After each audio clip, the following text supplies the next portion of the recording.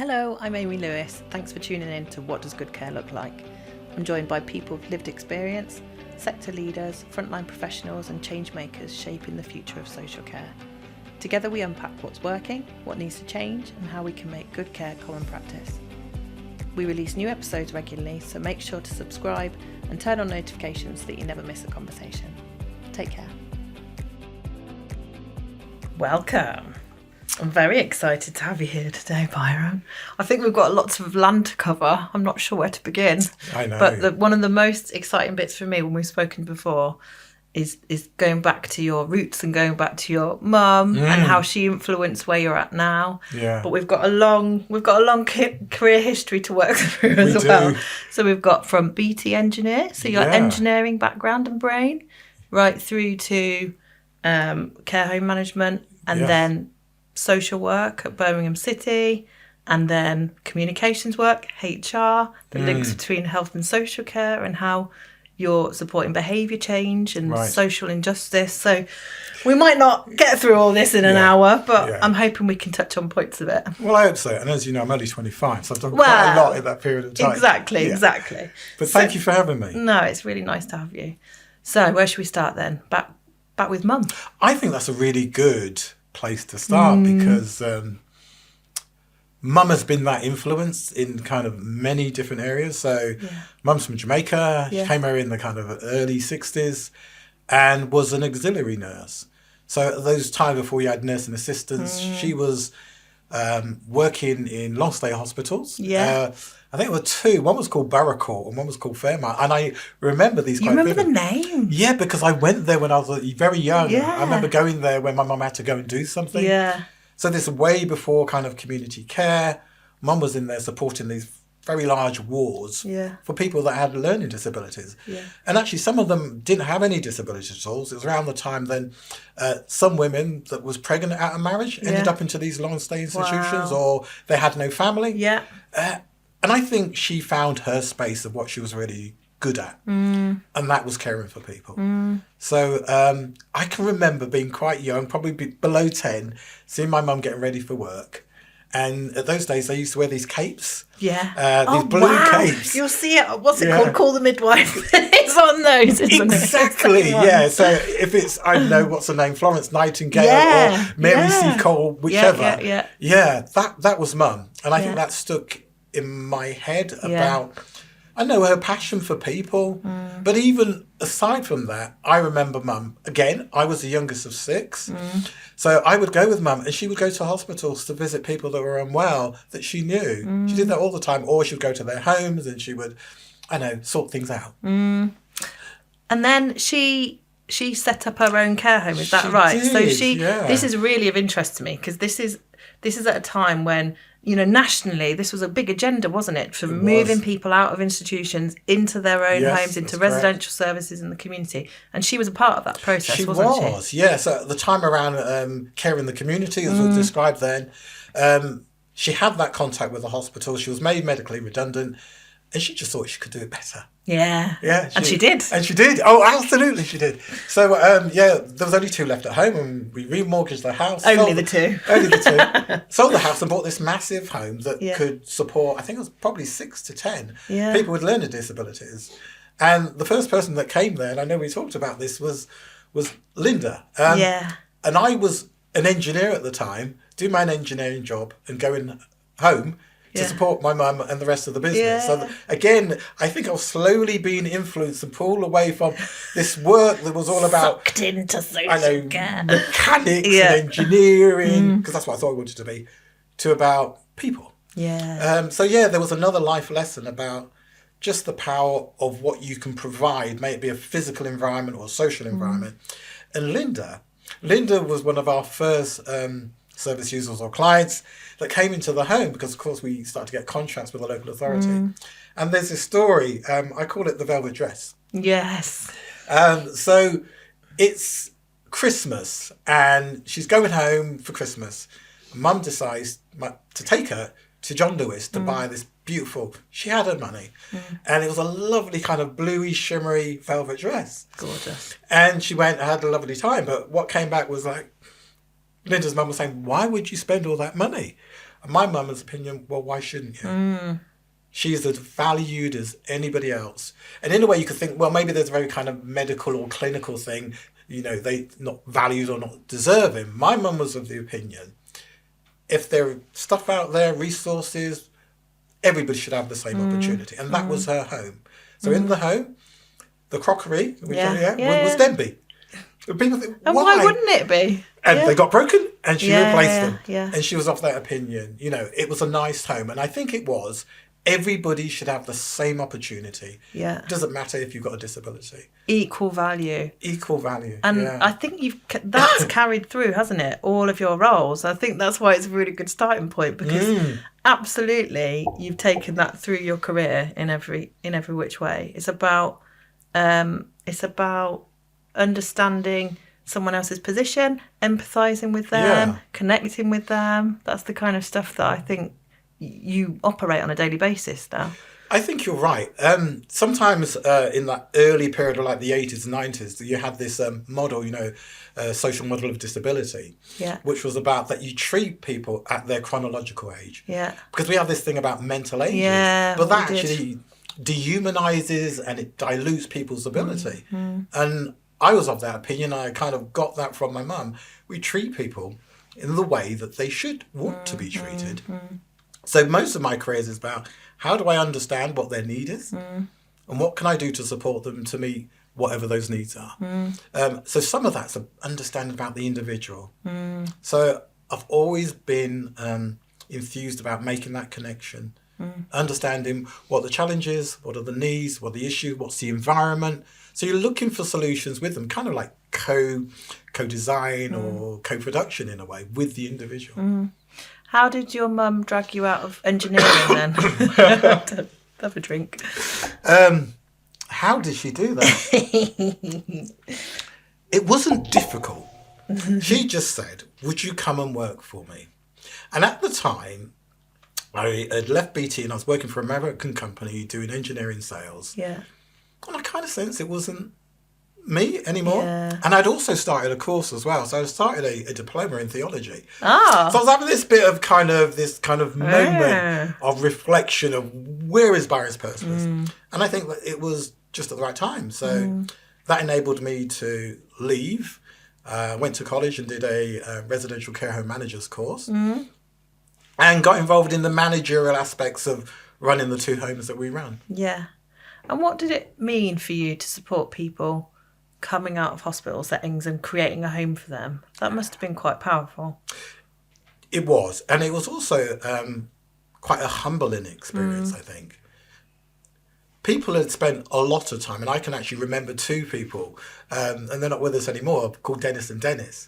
And they had great characters, but they'd spent maybe 20, 30 years in institutions. And now they're in a local community, having this opportunity to experience life and this freedom and these opportunities that were different. And for me, I thought that was the right thing to do, because now they can live a life as independent as possible and enjoy the things that probably they didn't before.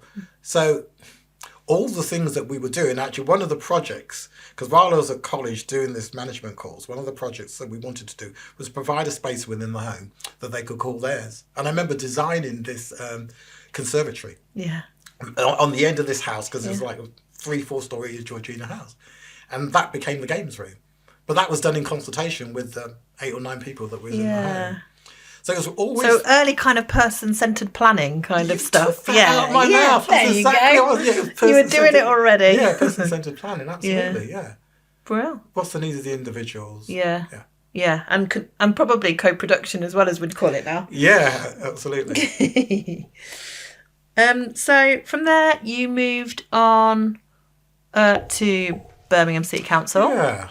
And took that experience, I guess, with you and started supporting people to connect in a different way. So linking people to one another as befrienders. Yeah, there is a real connection from connecting wires as an engineer to connecting people. Yeah, I think my time after about 8 years there, I knew I wanted to do something different. I wanted to get in kind of field work, like social work. And when I saw this opportunity that came up, it kind of really married with my values. Yeah. And this was a befriended service, part of Birmingham City Council, and it was supporting people with learning physical disabilities. Again, that's kind of the end part of community care in the community. How can we support them to, again, live these independent lives in the community? And I think the challenge was here as well. So they may have had carers or they may have had families, but that connection as friendship was slightly different. It's almost like the next step of expectation for people, isn't it?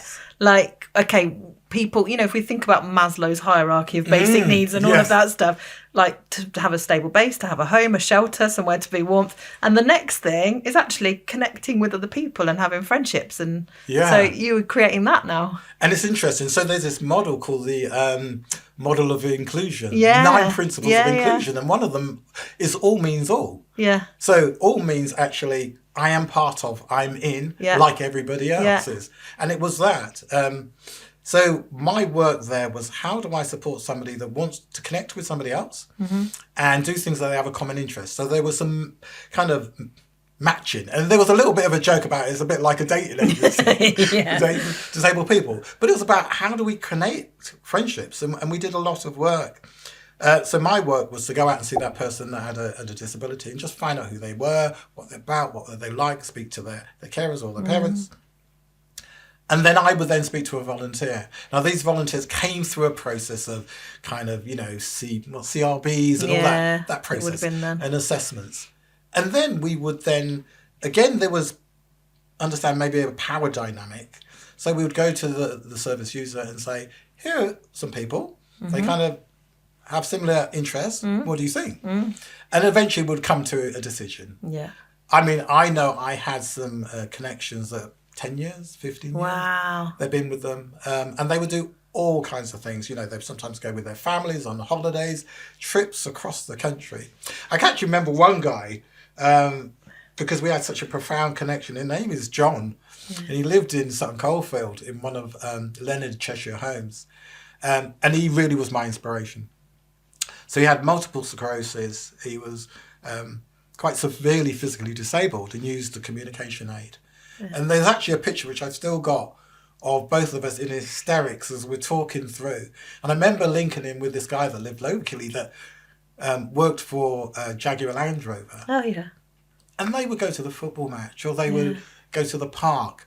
This was about friendships. And it wasn't a single kind of connection. I'm the volunteer, I have the power. But this was a mutual benefit. Yeah, because we do assume that, don't we? Like I'm the carer giving care. I'm giving you my time. I'm the person in that position of I don't know, authority, I suppose. In that. But we're talking about mutual connections here, aren't we? We're talking about absolute power balance and both people getting something from this situation. Yeah, and part of the assessment process was about that. So understanding why were people, they did training and all kinds of stuff. Why are you coming to do this? Yeah. So for me, my example of John, he was into kind of space and technology. He was very well read. So just listening to what they talked about, what they did was really inspiring. So this was a two-way thing. And I think in a way, you say good care is that. Yeah. Do you understand that person in front of you also has interests and needs and wants. And it's just not that they just want you to care for them. Things to give you. Absolutely. Yeah. Yeah. Purpose to give back. Yeah. That was a really, for me, profound and humbling experience. Yeah. In that time. Yeah. Sounds really good. When you were matching people, you said before about sometimes people were quite specific about the type of person that they wanted to match with. Yes. How did you work around that and actually suggest that because I think this has come out in your later work as well. Actually, we can make assumptions about who we might want, but it's bigger than that. How did you navigate that? Yeah, that's a really interesting one. There was a family who had a disabled daughter, and they were from a South Asian background, and they wanted somebody to support their daughter. And the work that we do, of course, we'll find somebody similar, and you say who you want. And we had this interesting conversation when the family made a preference. They preferred that it was somebody from a similar background, and that's fine, but they preferred that it wasn't from a Caribbean or African background. And I remember we had this quite humbling and interesting conversation when I tried to understand where they were coming from. And I understood it a bit, because I think if you have as much information as you can understand the reasons for why people make decisions. And it was about how the community would have responded to them. Right. And they were a bit concerned about that. But there is some issues, and maybe about discrimination right at the back of that. So we had a conversation, and I pointed out, well, Byron, he's a black man, and you say you don't want your daughter, and they said, well, you're different. And that was, that was a thing of those times. But it has to be dealt with. And we see that now as well with patients to staff issues around discrimination. So I had to do what was right, and I had to report it to my manager, and the manager went to see them. We had a discussion. There was an apology, and they understood why that probably wouldn't be appropriate. Yeah. But the daughter still got the care that she needed. She still got the befriending. But I think when you're thinking about care, and you think about good care, it also then involves about understanding difference, an individual difference. I did some work, and we may not have spoken about it, but as I was driving up, I thought I did some work around bereavement care. Yeah. And the inequalities in bereavement care. That for some cultural groups, they don't want no medication, because actually that ending of life has to be very pure. Yeah. To a nurse, that could be, oh my gosh, what do you mean? My role is to make sure that you're... Yeah. So these differences are really important to understand when you think about the delivery of care. You have other people when it comes to bereavement, African Caribbean people. It's loud, it's boisterous. They have, hundreds of people. I remember going to one funeral where there was a disco afterwards, And why not? So understanding what that means is really important, I think. And I think the only way you get to that point surely is listening, isn't it? It's doing what you just described, which is not going, oh no, we can't go there. Actually, it's about taking those few moments to try and get to the bottom of, or the root cause, or what's behind it. And you still might think differently. That still might be the case. That's absolutely fine. But then you're in a position to outline your position. Yeah, I think so. Yeah. Did you take that kind of thinking with you? So all those experiences that you've built up now, did you take that into your HR role? So I always think HR is a really funny terminology. It feels really formal and but it's actually about people. That's what it means. We've systemised the name HR. I want to tell a joke about that. So when I moved from social care to HR, human resource management. Yeah. I just thought they would be so passionate about people. Yeah. And then I had a rude awakening. My experience when I was at the local authority was different. It was that they weren't. You were kind of a number on a spreadsheet. And I remember saying this to some HR people, that actually they need to speak to... But actually, one of the fundamental things in social service, and I think is Carl Rogers talks about, this unconditional positive regard, that even though this is my job to do, I never bring it across, oh, by the way, I'm just doing my job. That's kind of, you could say that's an ethos around social work. I come into human resource management, which is about looking after staff and thinking that there were similar kind of values, and it wasn't. And it was a little bit of a shock. Yeah. But it didn't deter me, because again, I think, like you say, the things that I were bringing were about how can I provide an environment? I do believe if you create the right environment, you get the best kind of staff or care to people. And that was where I was coming from. Yeah. How can we provide this environment that really supports our staff? Yeah. Because if our staff feel supported, then guess what? The people that we care for. Yeah, our assistants. Yeah, no, you're absolutely right. And I think environment is key to that for all of us, isn't it? Was it different moving from the council then, when you were doing the work there, into NHS services? Was there a cultural difference that you witnessed? Yeah, I might get told off for this one. I think there was, but I was also prepped that... Byron, the pace is just so much faster. Yeah. And we have an issue with acronyms in the NHS. So I must admit, those first years, the culture was different. And I can actually understand, because the pressures are slightly different. Mm-hmm. So it's much more complex, much more volatility, much more ambiguity. Some high stakes as well. There's quite a lot of, like life or death situations potentially. Yeah, absolutely. Sadly, for both staff and for patients. So it was steep learning curve, I think. But as I learned how this culture was, so I came in there to do some work around employee engagement and employee values. Yeah. What's driving the organisation? You know, we hear it a lot, don't we? What's it? Culture eats strategy for breakfast type thing. And what we know through just looking at things like the cultural web, it is those silent behaviours. It's, you know, the customs and the rituals and all those things that really drive change. Yeah. So I think some of that for me, the work that I was doing was supporting the OD team. How do we drive that change? How do we not just have symbols around values and behaviours on the wall, but actually how do we enable people to start living those? Yeah. And how did you do that? That's a really good, yeah. How do we do that? So we did a range of things. One which was really important, which actually is still around, is behavioural frameworks. And it sounds a bit not sad.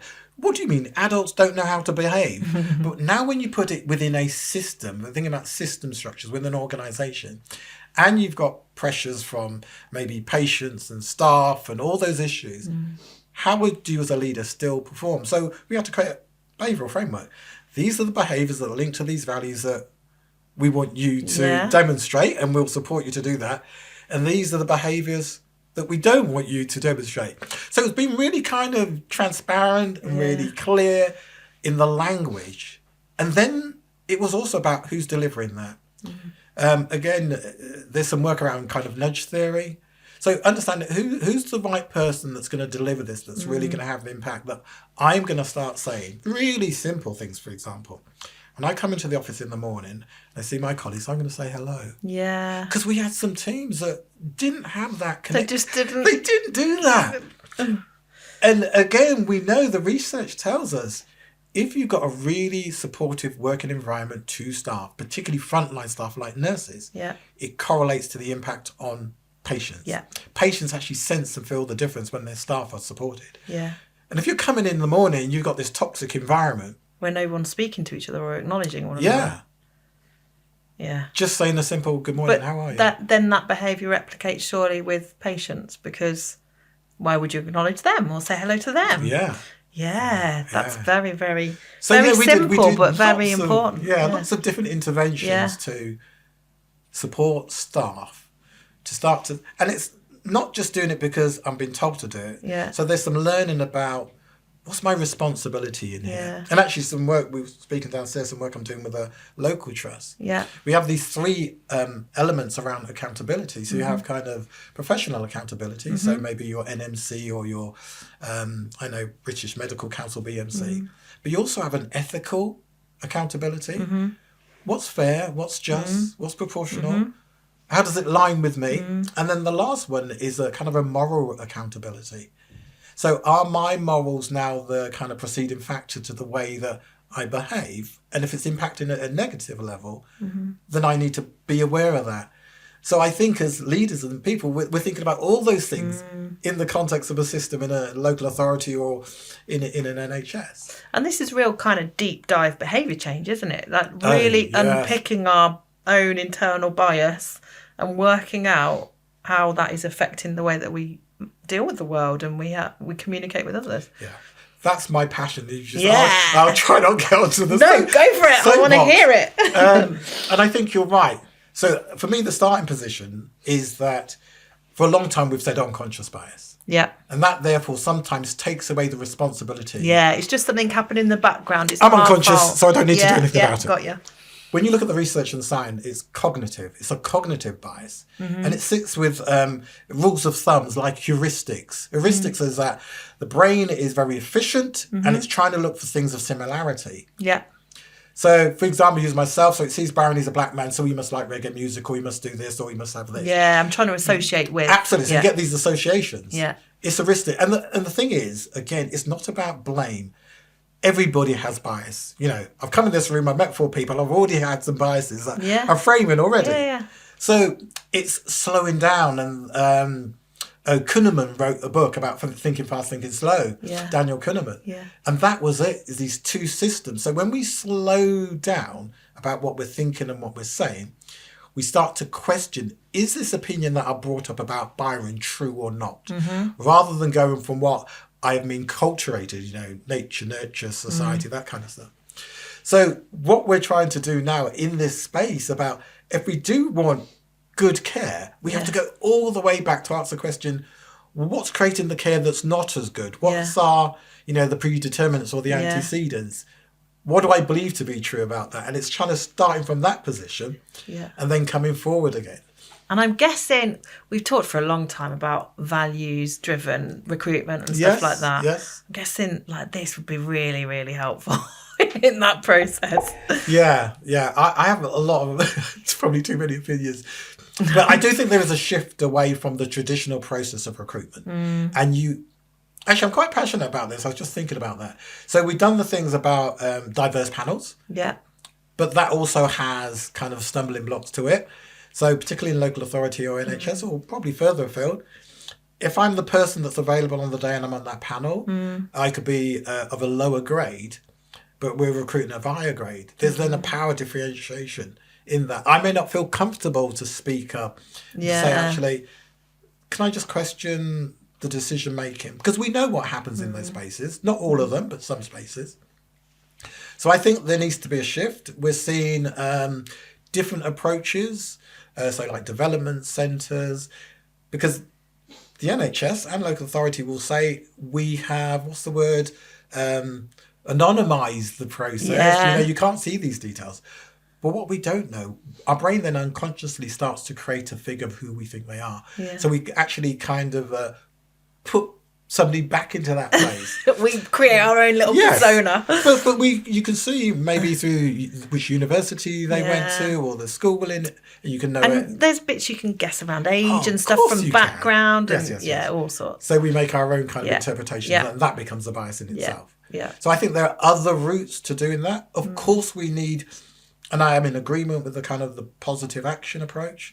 This isn't about saying you should have a job because you're disabled or from LGBT or black community. It's saying that they may need additional support in that process. In order to access this. To access it. Yeah. That's right. Yeah. Because some of the channels aren't available to people. And also we know there are these in and out groups. So some people get coaching, unofficially, and others don't. So that work needs to continue, I think. Yeah, definitely. It's all very, very interesting. Oh, it is, yes. What do you think then are the really core strategies for unpicking health? So you've done a lot of work around health inequality, haven't you? I've done some work, yeah. And how do we address that?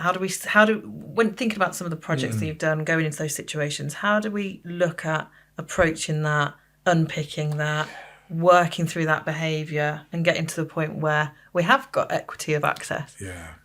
How long have you got? About 6 hours maybe. I mean, health inequalities is a really big feat. And I think maybe a year or so ago, Birmingham as a region was on the top of the league table of one of the poorest in terms of health outcomes for disadvantaged groups of people. And I think there are multiple things in there. I want to start from this position, this element of trust. So if we look at history about trust around healthcare, social care, there's just so many awful stories. Henrietta Lacks, you've got Tuscany trials, all these ones where black and minority people were used as guinea pigs for a better word. But even if you come to present day, the experiences of people are still not good around inequalities. So I think there's a level of how do I improve the trust level? Again, a good example is prostate cancer. Yeah. So 1 in 8 for white men, 1 in 4 for black men in terms of prognosis. In terms of black men, they often get diagnosed later. So they don't get access to the NICE recommended treatment because it's so late. So by the time they are through that process, it's stage 4. So the question, and I know it went to government the other day and they said no for becoming a national screening program. And I understand the dynamics about it. But there's still, I think, so much more work that we can do in improving the trust element. That's one of the things when you speak to black men is that they don't trust the system to come forward. That was the issue with COVID and the low take-up is they don't trust the system. So I think there's some immense work to do. might become my dissertation. Who knows? Can't wait to read it. on that, how do we unpick that? Because actually, it's not just the NHS. If somebody has a poor housing experience, they just see that again as a government institution. Yeah. Then they come into the NHS for service and they're thinking, I wonder if a similar thing is going to happen. Yeah. So I think that's one of the things about how do we really start to tackle how we build trust. And I think one of the ways, so some of the work I did was with the NIHR, so it's National Institute for Health Research. Mm-hmm. And they have a centre in Birmingham called the Biomedical Research, and I was the head of EDI. And it was looking, how do we connect with our community? And I do believe the community has the answers. Yeah. They definitely have the answers in understanding how care is received, how care is provided, how they feel care should be received, and understanding then what they can do to support us. You say we have all the knowledge. We may have the knowledge from a clinical perspective, but I think the challenge is, I think sometimes when thinking about quality of care and also sustainability is about the implementation. What is a process that I'm doing? So some of the work we did was going into communities. I remember we went into Perry Bar, and I remember this man coming, African Caribbean man, and we had lots of stalls about different types of diseases. One was about, so there's a high propensity around breast cancer for African Caribbean women. Okay. And he said, I didn't know this. You know, I've got a daughter, I've got a mother, and I got a relative, I think was poorly. I didn't know this. I didn't know I could get involved in trials. I didn't know I could get involved in, and when I trials, he's not doing the trials, but involved in understanding how do you understand the community that's going to eventually receive this care or receive this.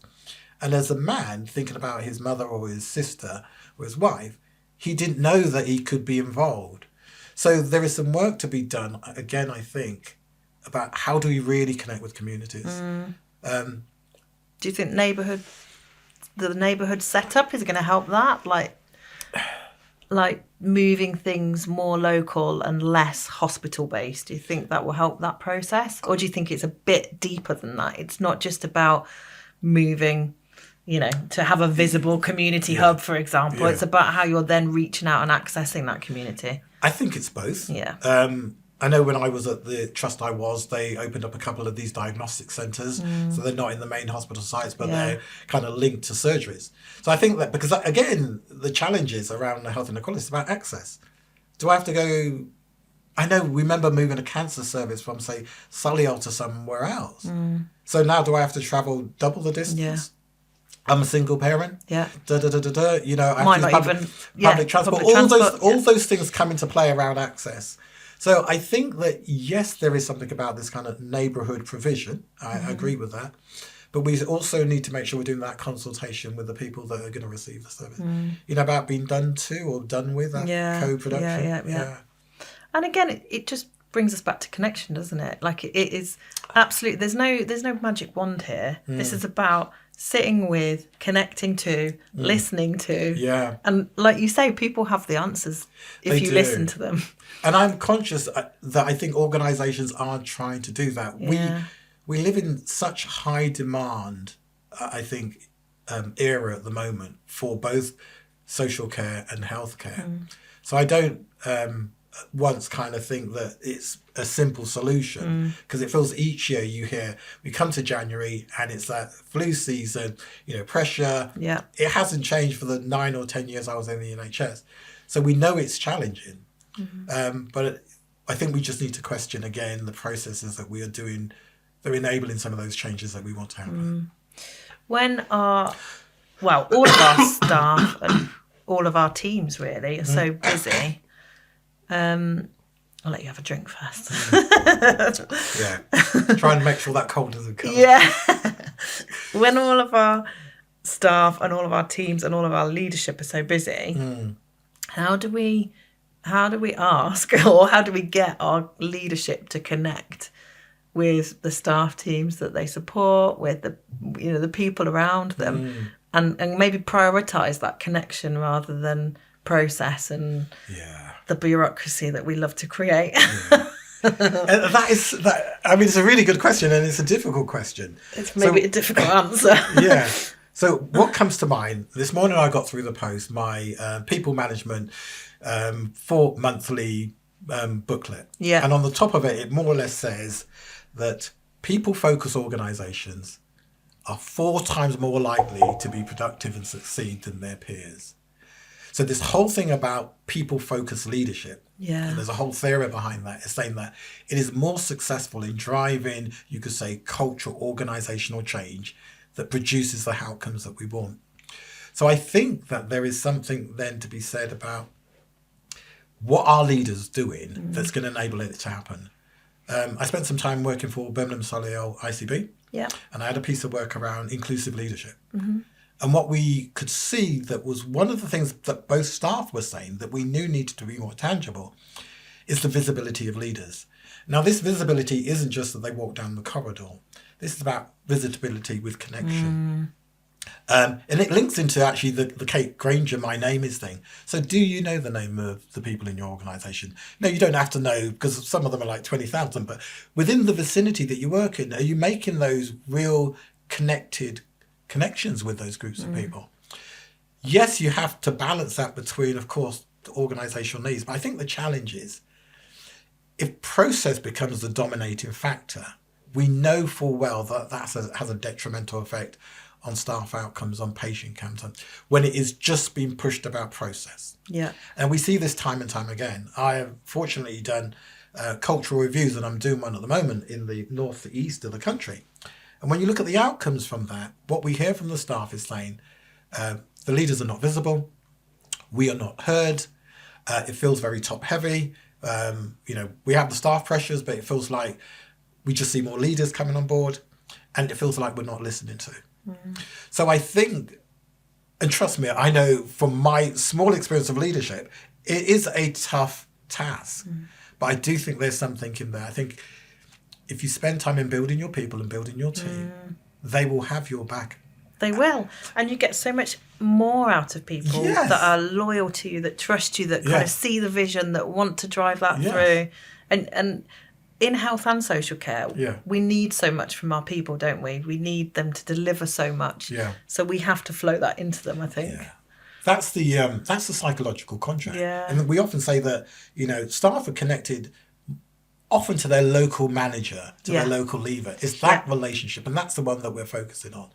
And how do we enable managers to be equipped? So we understand that actually maybe there is a deficit there. How do we build that kind of capability, that self-mastery about what it means to be a leader, and actually give due where it's due. So the NHS has just come up with, I think it's in draft, this kind of national management and leadership framework that looks at a range of things, and it's kind of bringing kind of a manager-leader standard that then could be kind of, not police, but a bit like you got NMC regulation, but in the NHS you'd have a leader and management standard. And one of the governing principles in there is about accountability. It says, I own my accountability, I own my responsibility to the work, to the outcomes of my patients. Those things are critical. Yeah, absolutely they are. Okay, let's talk a bit more about neighbourhood health then. Okay. So I think that the aim of this is probably quite altruistic, that it's focused on reconnecting with communities. So how do we get our health services to really connect? I mean, we've touched on this a little bit, but like deeply connect with the communities that they serve, because I think we've got ourselves into a challenging situation now where, like you say, there's mistrust in public services, and we've kind of created this arm's distance, haven't we? That we're actually trying to hold back the tide rather than welcome people in. So how do you see us stepping from that place to this place? Is there an obvious route for you? I think there are multiple routes. Okay. And I think the work that's been done from a kind of more system perspective. So, your ICBs, and now we've got a very large one. So it's now Birmingham, Solihull and the Black Country. And within there, you've got multiple trusts. So, for example, there's some trusts that are very focused around that kind of community service. So I think we've got to constantly stay engaged with our community. And I think that connection needs to be, you say, influencers or leaders in the community. Even this national piece of work that we're doing, as I spoke about before, the connection is, what do the community think is necessary in terms of care or provision that would improve the outcomes for our patients? So I think it's going to take a while. Yeah. But I think we continuously need to, no matter what I think the outcomes may be looking at the moment, is making sure that we are listening. Mm-hmm. We are, I think, enabling. There's an argument sometimes where people talked about hard to reach groups. The groups are not hard to reach. It's that the effort that we're taking to reach the groups that we probably normally haven't, we need to make more effort. So I think they need to make more effort in calling people in to answer questions about service provision and what it needs to look like. As we said just before, those localised service, the neighbourhood service is important, but again, the conversations, I think, still need to be had and more need to be had. Yeah, absolutely. So, key takeaways then for our listeners. Key takeaways. I'm going to go back to the thing I said before. I think there's something about sustainability. Yeah. So when we're thinking about implementing services or understanding our communities or trying to drive what better or good care looks like, we've really got to think about how does it happen? There's a whole bit of research about implementation theory. And I think sometimes we have lots of policies and lots of procedures, but what does it practically look like? So my takeaway is, we have to look at the data. Mm-hmm. We have to interrogate it and question it and maybe even ask who wrote it, what's missing, what was it trying to do? And then think of, now, how do we take that and operationalize it?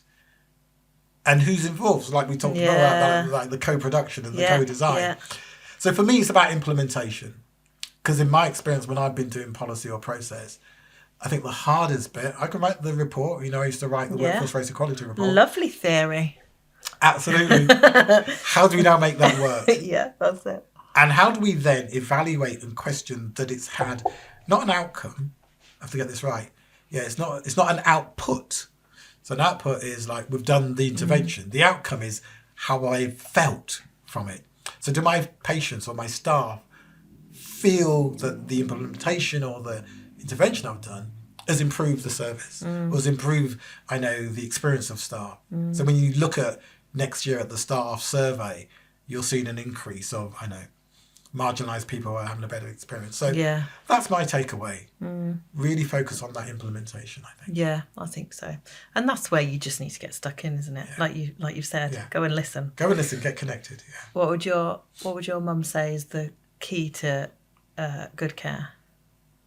Treat people as human beings. Yeah, that's what she'll say. Yeah. Everybody's a human being, no matter who they are, and treat them like they are. Yeah. Beautiful. Yeah. Love it. I wish I'd met her. Yeah. Thanks, Byron. Thank you very much. Wonderful. Lovely nice talking. Spending time with you. Thank you. Thanks.